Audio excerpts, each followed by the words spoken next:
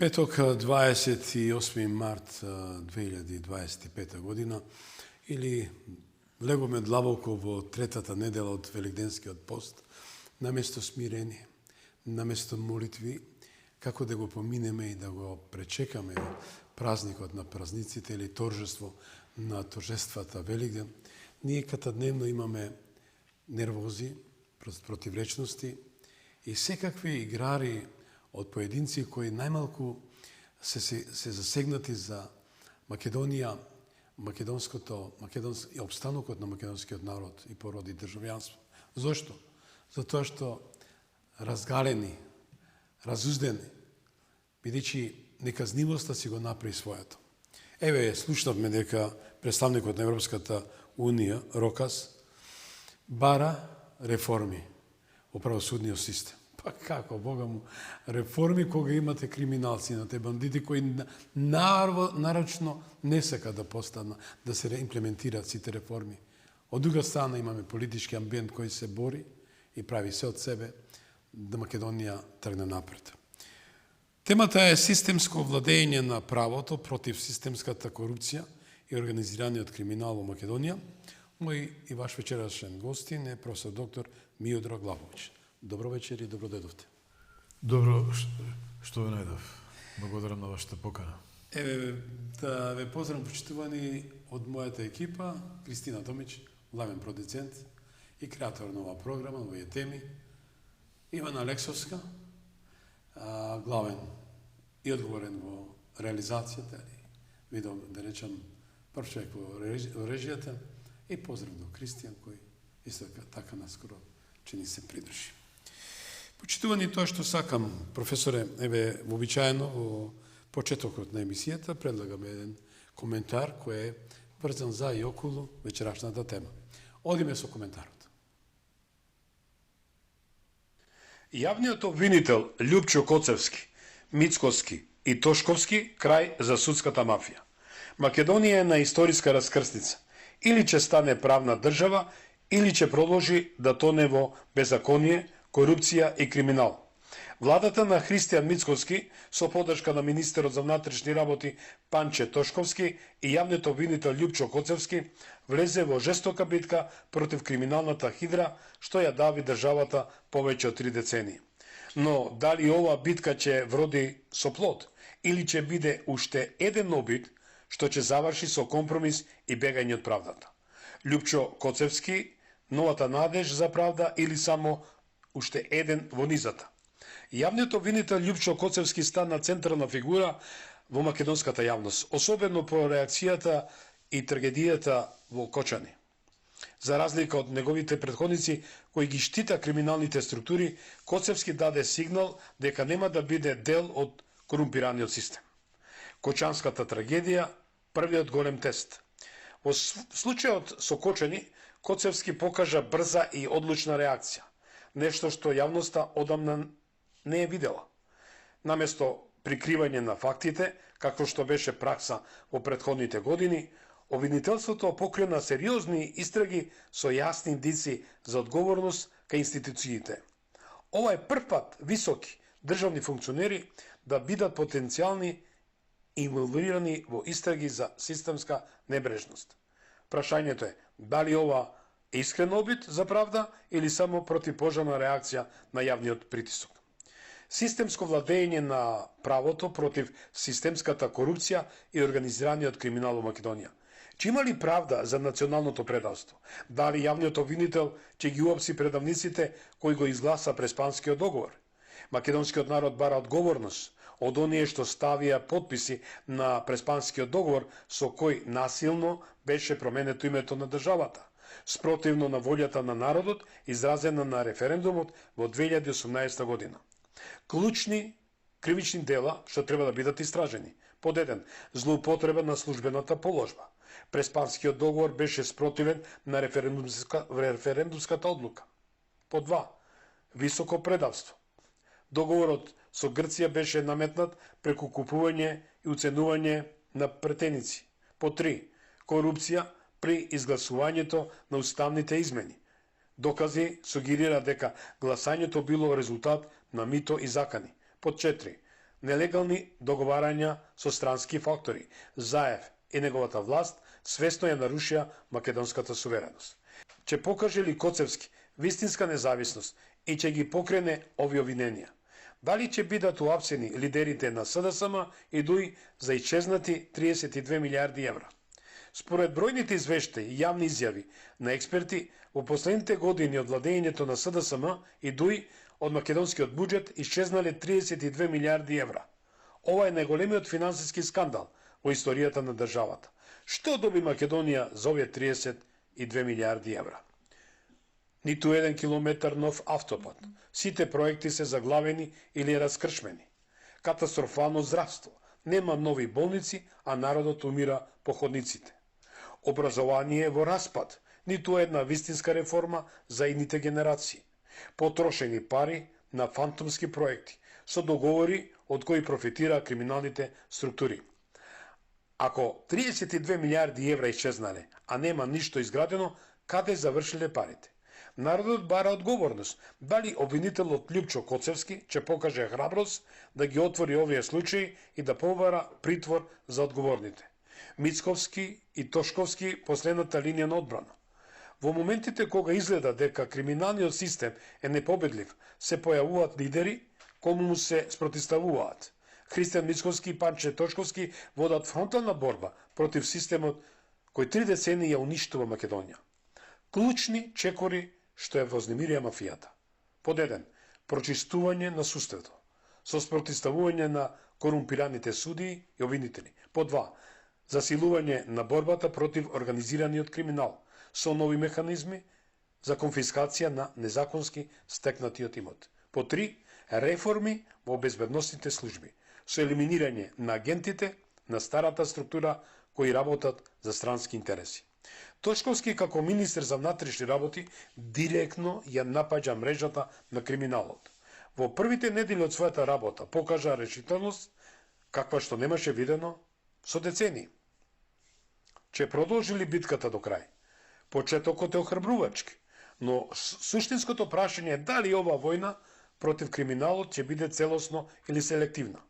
Ако Коцевски, Тошковски и Мицковски ја спроведат правдата до крај, Македонија конечно ќе може да излезе од канџите на криминалот. Медиумите како оружје на мафијата. Но битката не се води само во судниците и политиката. Медиумската машинерија на старата структура работи со полна пареа, за да ги оцрни реформите. Преку аналитичарите, купените новинари, така наречените експерти, и јавноста се манипулира, за да верува дека Мицковски е опасност, а вистинските криминалци остануваат недопрени. Народот е клучниот фактор. Во оваа битка одлучувачки фактор е народот. Ако граѓаните застанат за процесот на чистење на државата, криминалниот систем ќе падне. Македонскиот народ нема повеќе трпение. Ова не е време за калкулации, туку за правда.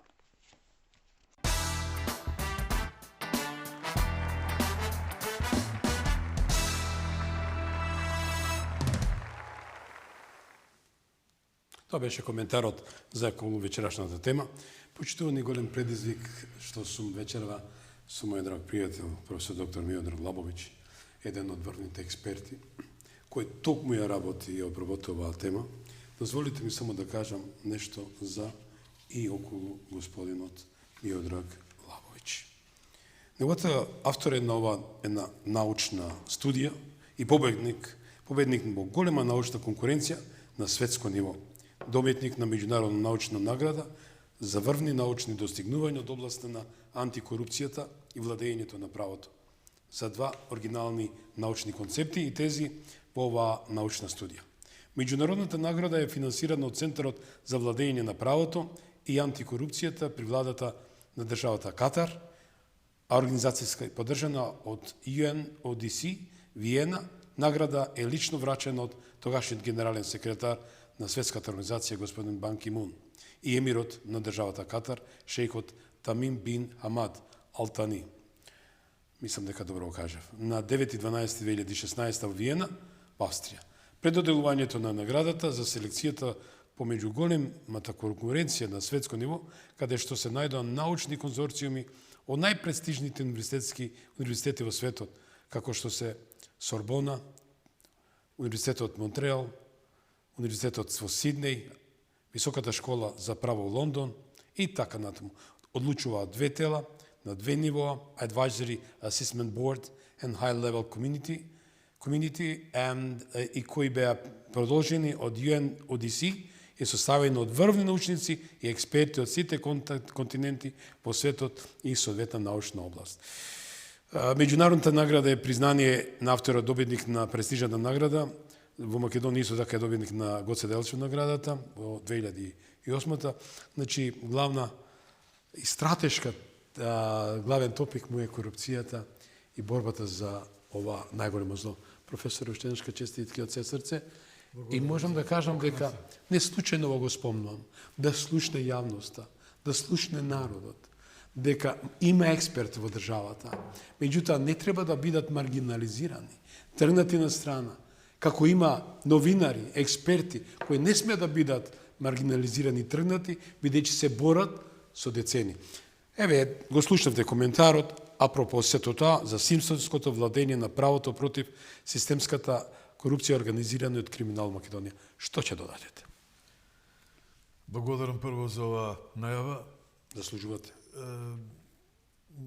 Го сметам сепак како комплимент. Меѓутоа, мене ми е сето тоа како една видите сатисфакција во ред, но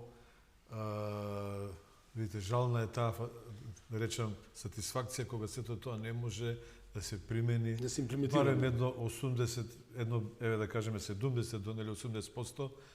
Јас овака нескромно би може би звучало, но тоа не е нескромно.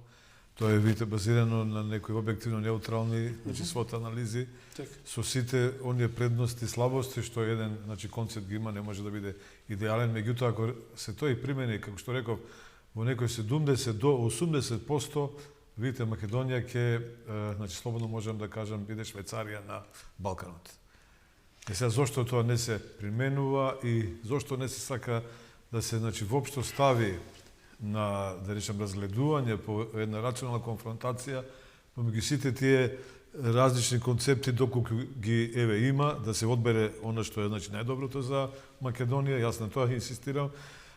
Не да однапред велам, нели, дека професор Лавович добил некоја светска научна награда, па само заради тоа, да речеме, априори, веднаш дека тоа треба да биде, нели, прифатено, иако и тоа, ако го, кажам, нема да биде, да речем, воопшто нескромно, но, еве, јас пак велам, дека тоа не биде априори прифатено, нека се стави на маса, нека се разгледа и, значи, дајте да видиме со аргументи и со, нели, она што се вели факти, ако има нешто евентуално подобро, тоа што е, значи, подоброто да се одбере и јас со, значи, цело моје срце, ум, душа ќе го истото прифата. Професоре, вие предавате на Универзитетот, факултетот за безбедност.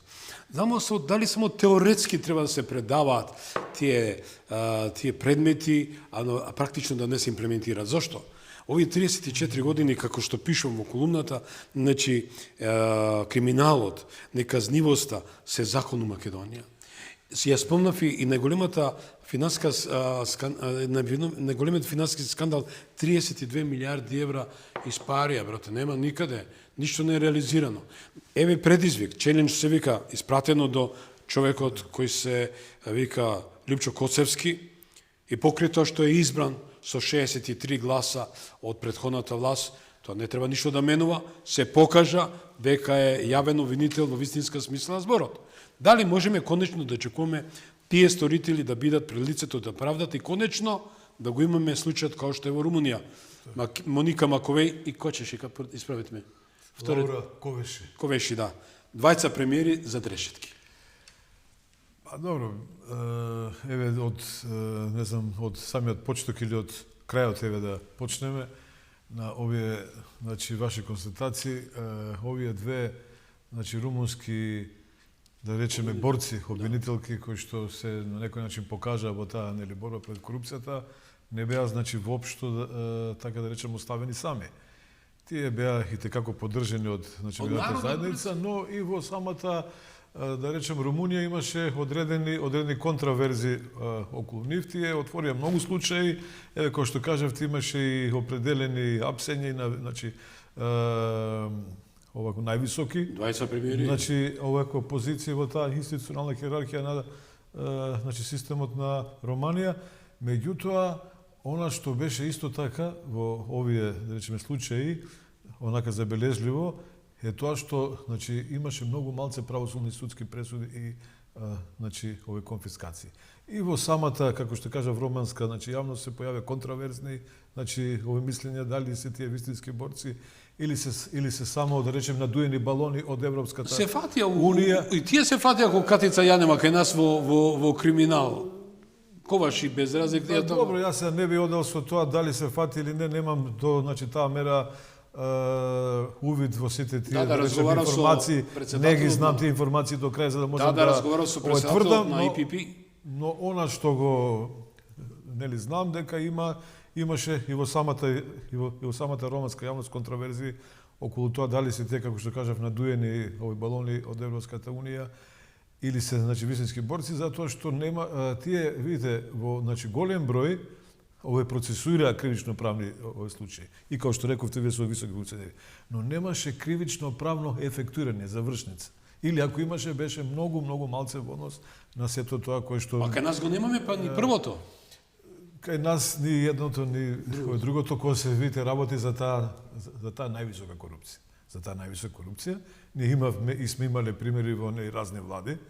Уште, ако се сеќавате владата на овој господинот Лупчо Георгиевски, имаше значи кривично правно процесуирано и правосилно беше осуден актуелен министер за одбрана.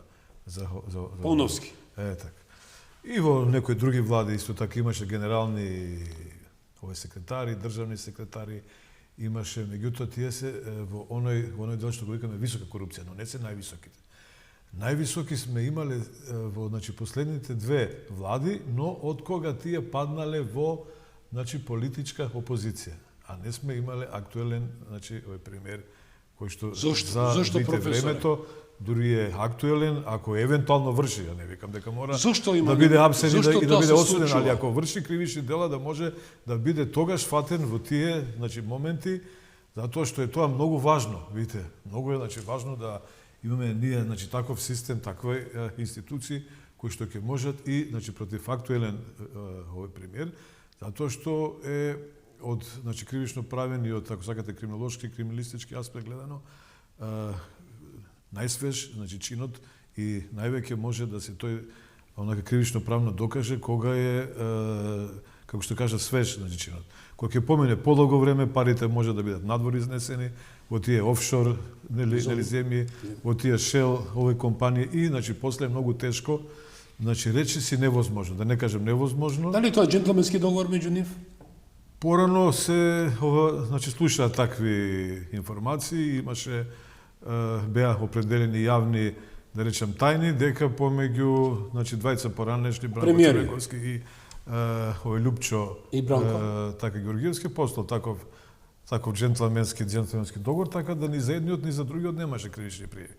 Но после видовме дека и за, нели, овој премиерот Владо Бучковски, па за премиерот овој Никола Груевски дека имаше и тие беа правосилно осудени, дури кај, видите, случајот кај, значи, премиерот Владо Бучковски, јас од тоа време бев овој директор и бев еден од тие подносители на една од оние кривични пријави и после, значи, овој долго време судење, тој беше правосилно судски осуден, но не одлежа ни еден ден, значи, казна затвор. На што се должи тоа, професор? Тоа се, видите, должи на едноставно пропусти на систем и на многу субјективни слабости. Во, значи, Врховниот суд може тој има, како што нели знаат правниците, право да овој поднесува воредни правни, значи, лекови, меѓутоа тоа не го одложува примената на самата правосилна судска пресуда.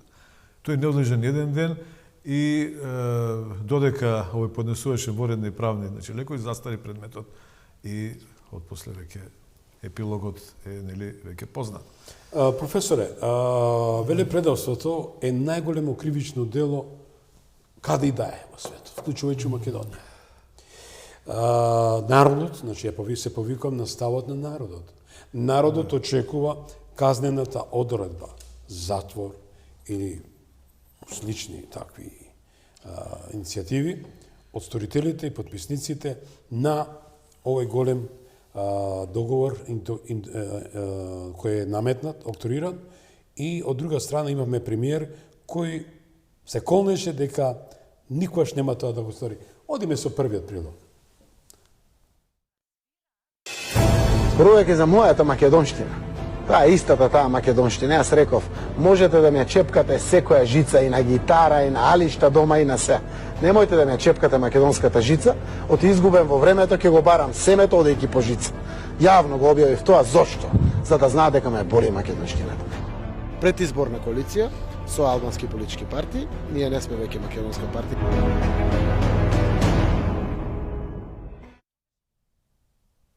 Лицемерие на дело. Додиме контра, да видиме што вели актуелниот премиер, како тој гледа на сите работи. Вие, убедливо најелистичката структура на политичари на Балканот, кои што водевте политика на елитизам и отсуство од реалноста, летнати во облаци, најдовте да зборувате за стандардот на граѓаните и да нудите мерка која што ќе подразбира ДДВ 0 за храната и производите поврзани со храна и пијалаци. СДСМ, вие најдовте за тоа да зборите, кои што не излеговте од дебелите црвени персиски келими и кожните фотели да видите народот како живее 7 години. Заборавивте кога ги меревте улиците за време на шарената револуција и тоа што им ветувавте на граѓаните, правда, право и така натаму. И да, Тренчевска, ќе се извинам, за тоа што во третиот квартал имаме 3% раст на бруто домашниот производ. Да, Тренчевска, ќе се извинам што очекувам во четвртиот квартал да биде меѓу 3,5 и 4% бруто домашниот производ. Нешто што во минатото во ваше време, освен во пост-корона кризата годината, представуваше мисловна именка. Да, ќе се извинам што буџетскиот дефицит наместо 4,9 е под 4,5% и што над 1 милиарда евра ќе имаме директни странски инвестиции. Почитувани, верувајте, да имав таква можност да слушнам вакви изјави во времето пред 7 години, со две раце, 50 пати реплај ќе направам, ќе повторив. Но видовте човек кој се колне во жицата, дури да не речем што слушал, дали кошули, да не речем чорапи или долни веш. Нема да се откаже нико, а од друга ситуација гледаме конкретни ситуации. Професоре, ве прашувам како професор, не само како теоретичар, практичар, бевте директор на финансова полиција, каде што иницииравте. Долго време оперативец во МВР. Апсолутно. Како можете ми зето ова? Како ги коментирате? Од друга ситуација имаме тазе најфреш ситуација кај што веќе имаме обвинителни акти кон сторители на кривични дејанија. Апропо фалсификат, дозволи, лиценци, се тоа што не било пример порано. Видите, јас веќе во една, друга телевизија реков дека, видите, досега немало оваков, брз, промптен одговор со сите тие, оперативно-тактички мерки действија во таа, предистражна постапка, што, видите, не значи дека е идеално таа, предистражна постапка спроведена. Еве сега е отворена истрага, сигурно дека ќе има многу уште, проширување, нови некои случаи, нови лица и така натаму. Така да, сигурно дека, видите, грешки, ако се сега бараат некои ловци на грешки, што сега сака да фатат некои, поени, сигурно може да бидат. Но не можат од мене повеќе, грешки да најдат. Но не е сега времето за тоа да ние бараме ситни некои грешки, него да едноставно видиме дали се тој, процес адекватно и брзо спроведува или не. А отпосле, од кога ќе целата истрага заврши, кога ќе се веќе подигне, кога ќе се поднесе самиот обвинителен акт, тогаш може, ако некој извади, значи валиден кривично правен доказ, па да кажеме дека значи тој функционер штител некого, криел некого, затачкал, па значи тогаш може веќе да се води и со она што еве сега бараат оставки и нели така натаму. Иначе сега барањето оставка реков дека ќе биде значи продуктивно, контра ефективно. Едноставно затоа што ќе се на некој начин, како да кажем, обезглави таа видите клучна институција која сега ги има во значи свој раце сите тие оперативно-тактички мерки и действија. Знаеме дека е таа сега видите координирана од значи самото јавно нели обвинителство, меѓутоа иако е видите јавното, значи самото јавно да речем обвинителство главниот орган, главниот наредбодавен орган според таа кривична постапка. Сепак ако ги нема тие оперативно-тактички мерки од значи полицијата, ако од полицијата сите тие видите докази не му ги сервира, јавното наше значи се уште е еден да речем бирократски орган. Тој се уште во својата раце нема да речем преземено вистинската улога на овакво домино слитиш, да значи спредат длабински проактивни истраги. Се уште е во оној домен на давање правни да речем квалификации, ретко излегува на овој терен и значи кога ќе излезе на нели терен е во она значи првична фаза убит, но како што кажав не е значи проактивен и нема оние да речем длабински истраги како што ги гледаме по да речеме во развиените западни земји. И оттука велам дека е се уште МВР една клучна институција со тој значи нов закон за кривичната постапка не се надмина хиерархискиот дуализам кој сакаат тогашните автори да го со овој да речем концепт надминат, така да се уште имаме една ситуација кој што значи МВР представа клучна институција и оттука велам дека сега доколку се таа институција на некој начин беше обезглави, тоа ќе биде еден видите страшен удар и за самите да речем овој професионалци во таа институција, тоа ќе биде потрес еден и за значи самата овој влада и сега не ни треба тоа во оваква една ситуација кога значи се уште се бараат нови како што рековме докази, околности, факти, се уште може да бидат предложени нови значи лица и сите оние да речем обвинувања дали има селективна правда или не, се уште е онака прерано да го ние сето тоа значи зборуваме. Тоа од после ќе се види, може да се коментира, меѓутоа сега значи за сега како што се води, јас сум едноставно задоволен, мислам дека е на видите некој начин задоволно на едноставно задоволен еден начин се ето тоа. И волјата на народот, што е сето води. Иначе ако зборуваме за таа селективна видите правда, не можеме како што реков сега да не зборуваме. Не можеме затоа што немаме видите слободан се уште овак валидни она што сега кривично правни докази. Се уште имаме, ние во јавноста се значи спекулира со некои видите непроверени информации, со некои спинувани полувистини кои се најлоши, па и се исто така лиферуваат лажни значи информации. Ја од оваа сега да речем дистанца немам увид во сите тие работи и не можам да се едноставно мериторно упуштам дали има или нема селективна правда, затоа што и она што се сега нуди како некаков доказ дека еве некој например крила за ташко, зошто не е актуелниот, зошто е например поранешниот. Значи се уште не може да се дискутира, но и ако одиме поединечно, еве, јас не би сакал да се упуштам, но и ако одиме значи поединечно од информациите што ги имам и онака штури како што реков, едноставно може да се и во ова се проширена истрага да се во значи скоро време да речем очекува дека можеби ќе се таа листа прошири и од овие актуелни. Меѓутоа зошто не да кажеме овој министерот нели актуелен, а е овој поранешниот министер за речете го економија. Затоа што кај овој значи министер досега не се појави доказ дека тој потпишал било што е видите поврзано со овој видите досега да речем трагичен случај. Нема такво нешто. Ако има некој извади некој, ја не сум видел, може не знам. Може не сум информиран. Зошто не, например, директорот на оној државен пазарен инспекторат, зошто поранешниот? Па не знам колку знае јавноста, затоа што е, значи, сегашниот директор 4 месеци само. на таа функција. Дали може он сите овие шупи, дискотеки и овие штали да ги провери? Не велам дека нема ингеренции, не велам дека во брзо време може би нема да се и за него озна, не сакам да се преюдицирам. Може нема ништо да се отвори, меѓутоа се уште е во фаза на овакво испитување, меѓутоа кај тој поранешниот имаше видите доволно основа, основи за овое сомнение, а и отпосле доволно основано сомнение, еден повисок степен веројатност, дека тој во целиот изминат период имал доволно време во тој годишен план што го прават да барем еднаш ги сите овие објекти, субјекти правни овие провери и исто така се постави ова прашањето дали државниот пазарен инспекторат може да оди да ја остварува својата надлежност без да има конкретна пријава.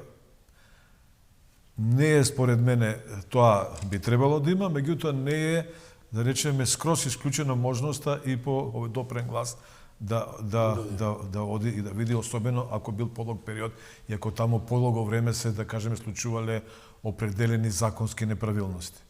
Кај овој сега, видите, кратко време, не велам дека и тој немал ингеренции, не сакам по втор пат ќе кажам да сега преюдицирам ниво негативно, ниво позитивно, меѓутоа, ете, може едноставно и за него ќе се отвори, може не, но да не сега шпекулираме, да не одиме со тие информации кои што се намерно пласираат и кои што се сака да се создаде една, видите, паника и да се создаде чувство дека еве селективна правда, дека од, видите, мноштвото пријавени лица, речиси овие сите биле, да рече, поранешни, двајца само имало, нели, од овие актуелните, меѓутоа сето тоа мора да биде врз основа, како што кажав, на валидни кривично правни докази. Професоре, се извинам, во таа така наречена, тоа е фактички фалс лиценца, архивскиот број се покажува.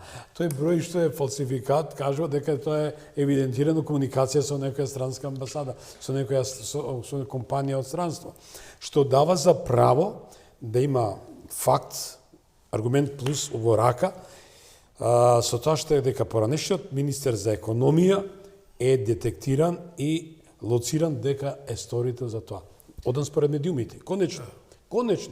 Сведоци сме, верувам дека дишете почисто, порелаксирано. Минатата емисија покажав мој воздух, зелено. Што не беше пример порано. Зошто? Не труеле, не загадувале со канцероген мазут. Повторно, има ли тука, кај што има оган, има, како беше, кај што има чад, има и оган? Има. Дали треба плачковци веднаш да реагираат селективна правда? И што само овој завршувам, и оставам повеќе време. Еве, ВМРО достави двајца градоначалници, што навистина прочитав, за едниот поранешен, господинот Димитровски. Тој, колку што прочитав, бил против таа дискотека. И дал негативен одговор на барањето за паркинг плацови. Тие барали цела територија да одземат.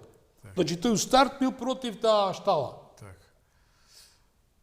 Па, видите, меѓутоа, и тој беше, како што знаете, меѓу тие осумничените, не обвинет се уште, осумничен, беше пуштен. И јас се надевам дека од не само тој господинот Димитровски, туку и некои други во таа група, кои што беа во тој, да рече, првен осумничен, дека ќе бидат ослободени. Сега едноставно мораше да се оди со тие, првични докази, да се испитува се уште.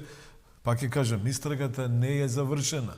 Во услови кога истрагата не е завршена, не е добро да се оди со, како што кажам, непроверени информации, вите спинувани полувистини, а не пасовите лажни информации. И од тука е едноставно неблагодарно и сето тоа мора да го знае јавноста наша, да не едноставно потпаѓа под сите тие кои што врз основа на некои такви спојнувани полувистини кои што се најповеќе опасни. Кои имаат нешто вистина, меѓутоа вистината е, видите, извртена, искривена, извадена од, видите, контекст и тоа нејзино негативно значење, како да кажем, апсолутизирано. Да, професоре, јас ја поделив во неколку сегмента оваа емисија.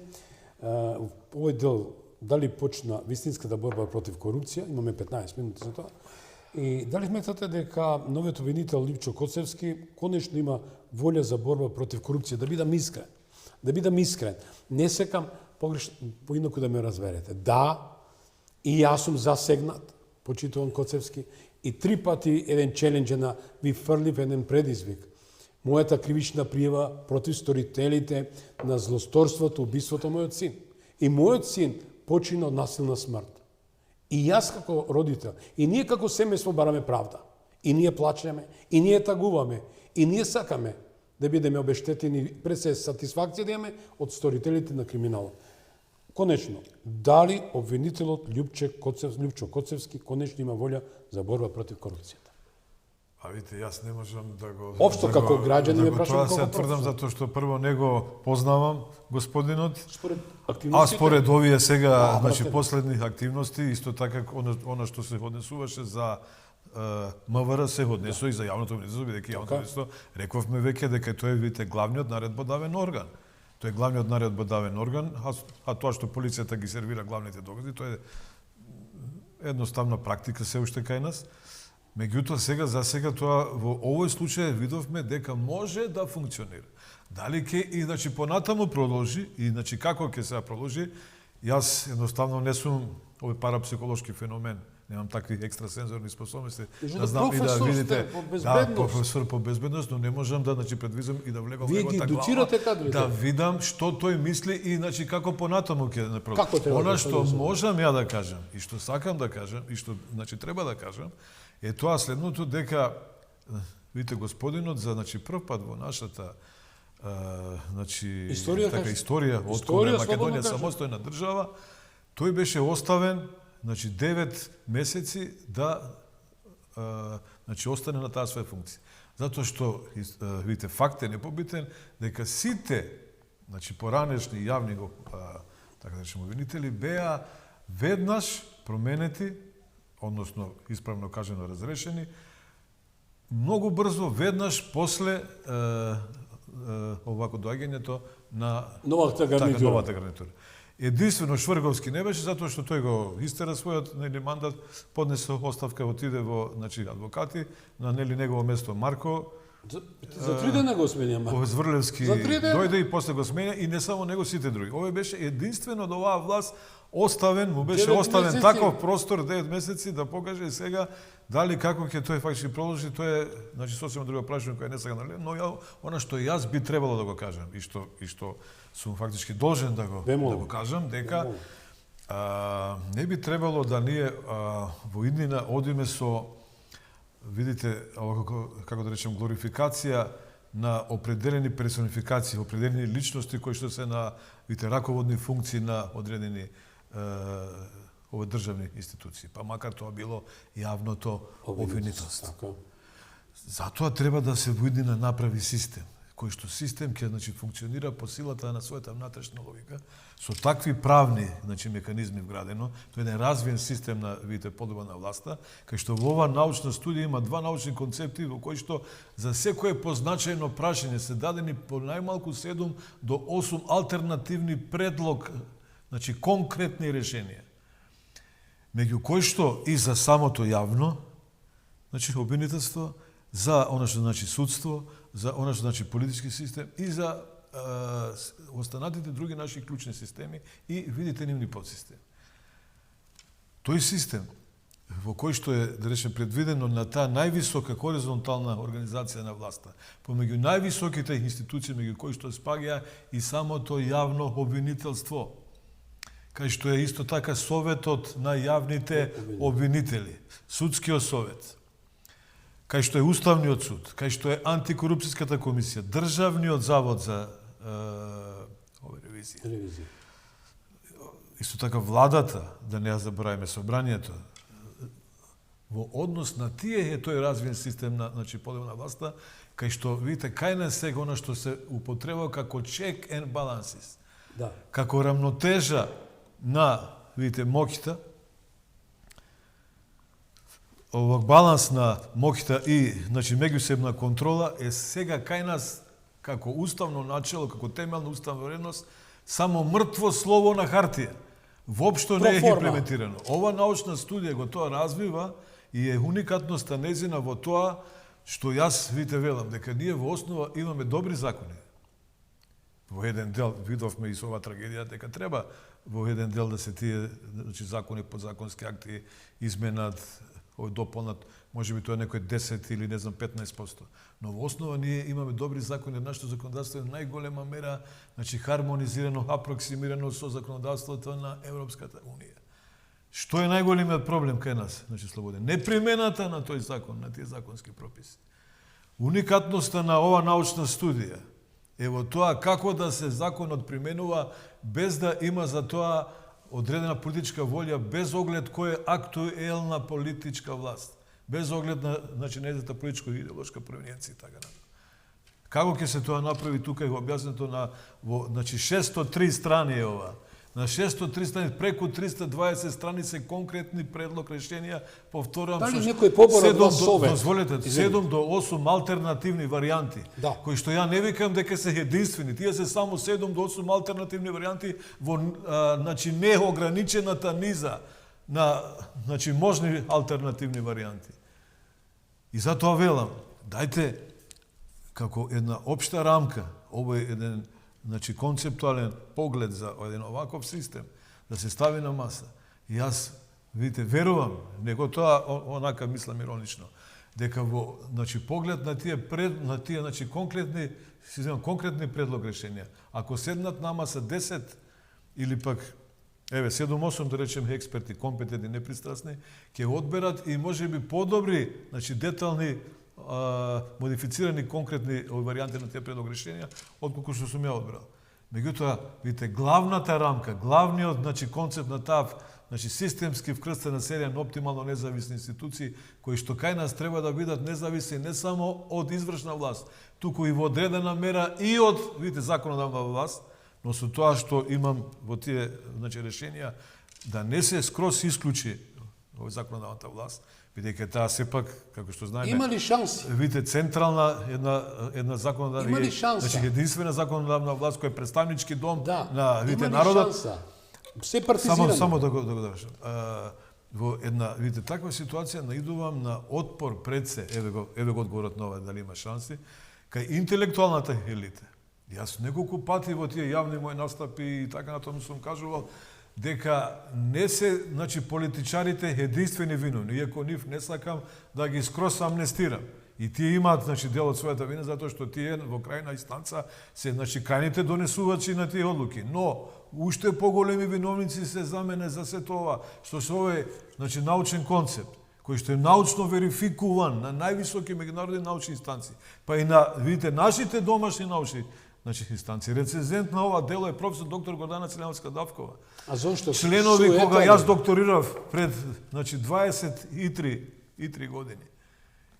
И од кога го овој научен концепт развивам, континуирано развивам, jer тоа е една видите динамична целина која се развива. Суштината е таа, не може да се, но се развива во тие детални модификации. Сега ќе ви одговорам. Членови на таа, комисија беа академик Владо Камбовски, покојни, професор Ѓорги Марјановиќ, кој што беше еден од најисправните морално честни луѓе. Но за жал, како што знаете, почина.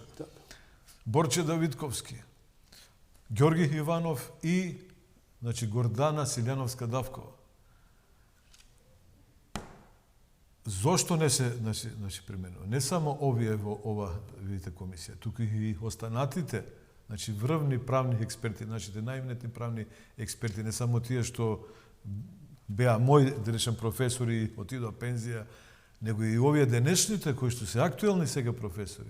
Тие не сакаат тоа воопшто на маса да се стави. Зошто? Па има многу, видите, реални причини, меѓу кои што се ирационалните мотиви кои не смееме да ги забораваме и кои што представуваат не само за мене, него во историјата на самото човештво еден од најголемите мотиви за она што за видливост, љубомора, егото, суетата, познато е дека его и суета се најповеќе присутни кај таа највисока интелектуална елита. Но не се работи, драг мој Слободен, за овие ирационални само мотиви. Тука има и конкретни материјални мотиви. Ставањето на маса и излегувањето дека научниот концепт на Лавовиќ кој добил награда и те како реално одраслив, практично применлив, бидејќи ова се свет ќе ви објаснам и тоа реално, и овако практично, како што реков, применливи овие решенја. Кога ќе се тоа види, тие ќе ги изгубат позициите реални, од кои што ќе ги изгубат материјално. Да. Нема да бидат повеќе главни експерти на разни стратешки тимови, на разни реформски тимови. Така. Нема да бидат главни експерти на многу проекти кои што се дебело платени од за свој меѓународните личен донори. Интерес, личен А и интерес. личен, материјален, но и Професор, ирационален. дали во ова прекрасна книга наградена од ЮН, значи од самиот генерален секретар? Затоа сакам да упатам еден напад. Значи, затоа политичарите не треба да се ослонуваат секогаш на тие нивни советници, партиски експерти кои што се околу нив, бидејќи и тие се дел од таа интелектуална елита и имаат овакви интереси како што ги спомнав, и од, како што кажав, и рационална, но и од конкретна лукративна материјална природа. Ги расипувате бизнисите. Па, конкретно народски кажано така. Ајде да идеме во тоа. Затоа треба политичарите со својот ум и со својата логика да малку, повеќе обратат внимание и да ме, повикаат и да видат во овите друштво, не сам, него во едно друштво со тие нивни партиски експерти кои што ги тие ценати, поштуваат во една рационална конфронтација на аргументи заснована на факти, да одберат, они да се уверат ако на вистина сакаат да нешто направат за ова Македонија. Бидејќи ова ќе го кажем и ова е многу важно. Имплементацијата на овој видите научен концепт не значи дека утре ќе биде идеално. Идеално не постои, и овој научен концепт идеален, нити пак нешто некош ќе биде некош идеално. Меѓутоа ќе биде во голема мера, во многу поголема мера значително подобрување на нашиот најголем досегашен проблем, а тоа е непримената на законот или како сега што се вели популарно невладењето на правото. Дозволете, со имплементација кој ќе има корис, сакам да кажам слободен. Корис, освен најголемиот дел граѓани кои што се неправдани, осиромашени, оштетени, се извинувам. Најголема корис ќе има и она актуелна влада која ќе го отвори ова и ќе го примени. Зошто? Затоа што таа ќе остави систем зад себе, после кој што систем не ќе може да има неоснован кривичен прогон кога утре ќе замене, еден ден мора да замене. Сите спијат на тоа дека тие се вечни кога ќе дојдат на власт. Никој дозволите не верува. Да, ето чуе се мисля да секој прашање може да го постави. Никој не верува дека во оние ситуации кои ќе дојде на власт дека еден ден треба да замене. Во услови на плурален политички систем показно или порано тоа мора да се случи. Ние сме сведоци на оној наш македонски фолклор дека досега сите се жалеа дека беа неосновано кривично гонети. За да го избегнат тоа, ако има, видите, вистински валидни кривично правни докази, тоа е окей. Меѓутоа, во ситуации кога тие се жалат на неоснован кривичен прогон, за да не дојде до тој, треба да остават систем зад себе кој ќе ги штити утре од тоа.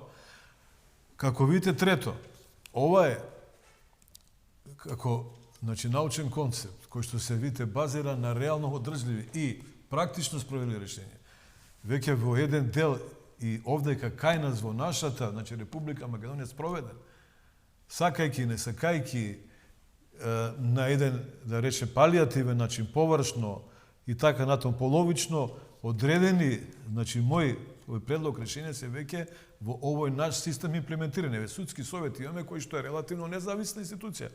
Мнозинството се, таму бирани од самите судии, исто така и во советот на јавните обвинители. Како да се решите галиматија? Дозволите, меѓутоа, тоа е половично направено. Не е земено целосното решение, не е ставен, не е втемелен во еден, целовит, кохерентен, комплементарен антикорупски систем. Еве ви на вашето, прашање конкретен одговор. Судскиот систем после долга низа години, кога јас апелирав дека пред никого не одговара, пред неколку години со тие измени на закон за судски совет, сега одговара, но одговара каде? Пред самиот себе.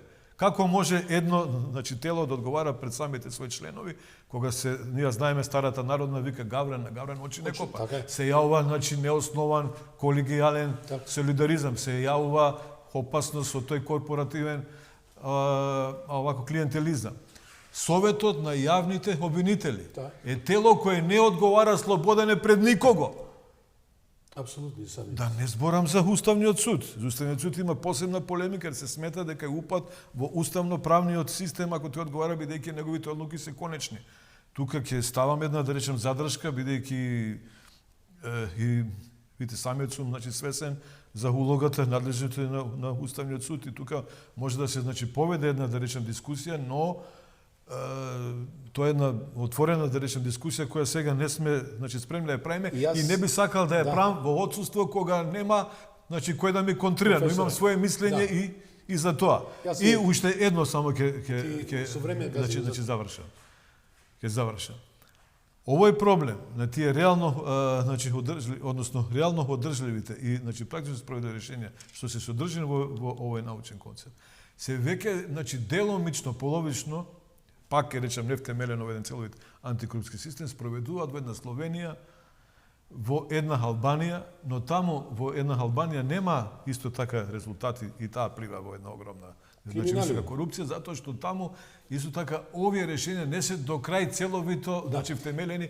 Сега, ушто? 80% од земите во светот боледуваат од ова системска корупција, ендемско и високо институционално организирана корупција. Ако ова се примени во Македонија, бидејќи моите видите непријатели велат ако ова беше добро и тоа е во еден така ироничен, пежоративен смисол кажано, ќе се применеше таму кај што му даде награда. Не, ова треба да се примени во Македонија jer е предсе направено за Македонија. А може да биде модификувано и да се примени во преку 80% земји во светот кои што страдаат од оваа системска и висока институционално организирана корупција и Македонија да стане репер, извозник на памет, а не да тука црпиме решенја од ЕУ. Уште ова реченица кажувам. Затоа што видите, компаративниот метод и компаративните искуства се многу, да речем, значајни научни ови методи. И ние, јас не сум против европските препораки и еве сега извршно резиме на Европска унија за судски сој. Јас имам тука во оваа книга споредбена анализа со кредитен критички осад, кај што кажувам дека тие во најголем дел се веќе елаборирани, дека се надминати и дека даваме подобри решенија од нив, а што не значи дека нивните препораки се неприфатливи. Тие се 100% видите прифатливи, но се недоволни по обем и по видите квалитет, jer се работи за специфични детерминирачки фактори кои што не може да дозволат униформен пристап. Не можеш ти да ги, еве, вие одговорите сега, јас ќе ги поставам прашање, дали ако ние ги овдека кај нас, препишеме за уставите, законите на оние најфункционални држави во свет, како што се скандинавските земји, Норвешка, Шведска, Данска, дали ќе станеме Норвешка, Шведска, Данска и Финска? Никош нема да станеме. Нема да станеме, jer не е доволно препишувањето, jer тука има специфични фактори, како менталитет, култура, традиција. И заради тоа до премиерот да јас не може да ние одиме со механичко препишување и со некои еклектички синтези на овак законодавни решенија во нашето законодавство, како што нашите експерти 25-30 години го реформираат нашиот систем и никакви резултати, нула резултати има тоа. Дозволите ми. Ако сакате вистински реформи и према политиката, и према народот, и према овие платформи, иницијативи, не можете да го ова научно дело кој е научно верификувано негирате. Еве сега, бидејќи газиме, само кратко ќе ми одговорите, хипотетички, вие сте јавен обвинител. Сакам од вас да слушнам за најголемото предавство од државата Македонија, Преспанскиот договор и подписниците на ова. Како би вие постапиле? Допред глас од народот, референдумот. Тоа имате 3 минути и завршуваме со разговорот. Секако дека ова е едно од болните прашања кои што секој вистински чесен, патриот македонец го длабоко боли во неговата душа и дека го доживува на овој начин на кој што вие го овдека кажавте. Меѓутоа се овдека поставува видите прашањето доколку се овие кривични дела покренат, дали би требало да тоа имплицира и ќе имплицира секако, покренува постапка пред меѓународните органи, инстанции, Обединети нации и овие кои што беа видите гаранти Европската унија на овој договор. Но сметам дека оваа власт и било која друга власт... обвинител се, како ќе реагирате? Да, тоа, видите, тоа мора да биде во една како да кажем, координација и со самата извршна власт. Дали е спремна и извршната власт, треба на нив да им го поставите прашањето да го поништат и да барат раскинување. Секој меѓународен договор може да биде значи раскинат. Подписниците. Дали се тие спремни да го видите раскинат, jer ние викаме никогаш Северна само Македонија. Но се уште кој вика дека е Република Северна Македонија реално. Подписниците, професоре, кратко ми одговорите. Дали би постапиле како јавен обвинител да покренете постапка против подписниците по волјата и допрен глас на народот? По волјата и значи допрен глас на овој народ секако, меѓутоа тука е исто така многу битен за законското битие на тоа кривично дело, да се видат и самите политички импликации и за самата овој држава. Значи не можам да ви одговорам директно затоа што може да се нанесе штета и јас не сакам да сега никого да виш обвинувам и тие подписници за кои што имам лично морален значи суд негативен. Меѓутоа и актуелната политичка власт, па и левица која дојде со 6 пратеника и зошто тие вика кога ќе влеземе првиот пат во собрание ќе ставиме ногата, ќе го покренеме прашањето за раскинување на договорот. Се извинам, морам да завршам тука со. Ама не завршувајте сега. Зошто не го направи тоа? Како може јавниот обвинител во случајот ако сум јас не бегам од тоа прашање. И јас да покренам, тоа ќе имплицира, апсолутно ќе имплицира дека ќе треба да се тој значи договор утре раскине. Еве само да ви кажам. Дали се спремни тие да го раскинат? Еве јас ова јавно ќе го кажам, бидејќи не ги гледате можеби моите емисии во целост. Ве молам, одите на Google, барете го интервјуто со професор доктор Светомир Шкарич, каде изјавил дека господинот Апасиев бил за промена на името на Македонија, за подобар живот. Проверете, ве молам, во мојата емисија од ова место и самиот професор тоа го потврдил. Професор, ја ви благодарам многу што бевте мој соговорник вечера. Еве имавте можност вашето дело да го презентирате јавно и сигурно дека ќе допре до очите и ушите на луѓето во државата. А вам почитувани, рекоме дека влеговме длабоко во третата недела на Великденскиот пост. Емпатијата е голема кај нашите пријатели во соседството и за немилиот настан во Кочани. Ќе ве поздравам со нашиот добар поддржувач и новинар еден угледен од нашето соседство и со една прекрасна песна. Реков до Великден ќе одам со песни посветени за Великден. Пријатна вечер. Ovo sve za večeras. Znate da na kraju emisije uvek imamo neki bend. Večeras, eto, ne mora da bude muzike. Neka nam u duši zasvira Zajdi, Zajdi ili Bitola ili meni najdraža Ajde, slušaj, slušaj.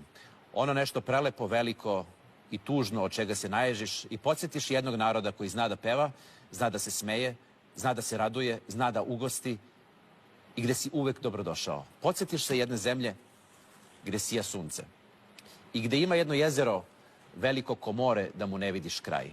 Posljednja poruka u večerašnjoj emisiji neka bude poruka ljubavi, solidarnosti, podrške i saučešća u velikom bolu koji je zadesio naše komšije, naše prijatelje, našu braću i sestre u Makedoniji nakon požara i nezapamćene tragedije u gradu Kočani. Prijatelji, danas patimo sa vama u nadi da ćemo sutra ponovo još glasnije pevati sa vama. Za Makedoniju.